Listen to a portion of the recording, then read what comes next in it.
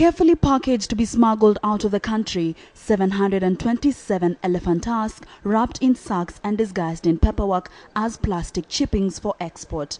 The tusk was seized at the port of Mombasa Wednesday by the Kenya Revenue Authority and Kenya Ports Authority Security. Raw ivory varying in sizes and shapes, with this specimen being the largest of the lot. The package was allegedly heading for Dubai, but after random scanning of the shipping container by Customs Department, it was suspected to contain more than plastic chippings. The clearing agent who was handling the consignment is said to have gone into hiding. After receiving a court order on Friday, the Customs Department went on ahead with further investigations.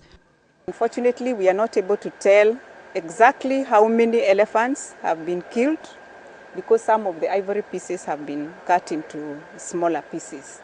Several major consignments of ivory have been seized at various ports of entry in the year 2011, mostly involving ivory from countries in southern Africa. The Kenya Wildlife Service has seized 1,316 elephant tusks and pieces of processed ivory this year.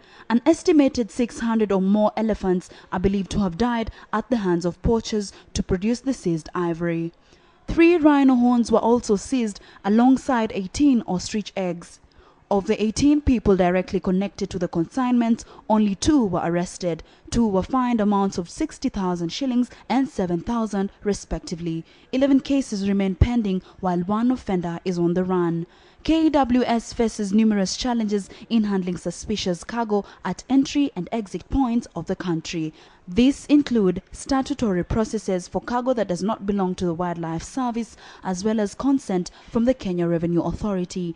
Given the goods are also under the custody of the Kenya Airports Authority, KPA must also be made aware, a process that may take a minimum of 2 to 5 days to open and reveal the contents of a suspicious consignment. The current wildlife crimes law has been viewed as insufficient to deter poaching and illegal trade in wildlife parks, with fines for those who violate the law being between 2,000 and 30,000 shillings only. Many alleged lawbreakers willingly admit to the crimes because they know they can pay penalties with ease.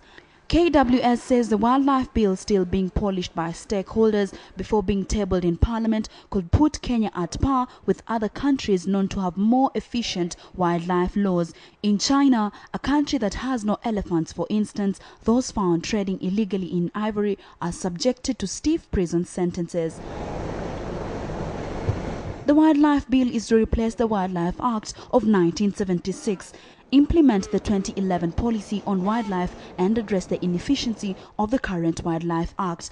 For a country that takes pride in its wildlife as a tourist attraction, it is a wonder that the laws to protect them remain so weak. Kandie, KTN Prime.